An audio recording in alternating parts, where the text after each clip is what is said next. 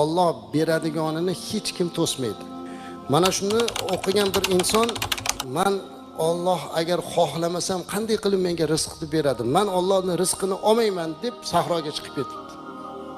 Qani Alloh xohlamasam ham berarmikin? Sahroga chiqib yotyapti.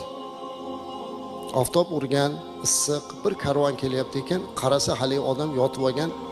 Karvon boshiga kelib bitasi aytibdiki, bir odam sahroda yotibdi, quyosh uribdi chog'i. Olib kelinglar, yordam beringlar. Mahkam og'zini berkityapti. Og'zi ochilmayapti suv desa o'lib qoladi, beringlar. Yo'q, og'zini ochmayapsiz deb tishini sindirib og'ziga qo'yinglar. Tishini sindirib og'ziga qo'yganda o'ziga kelib, "Yo Rabbiy, tishimni qoqib bo'lsa ham berasan ekanda rizqimni."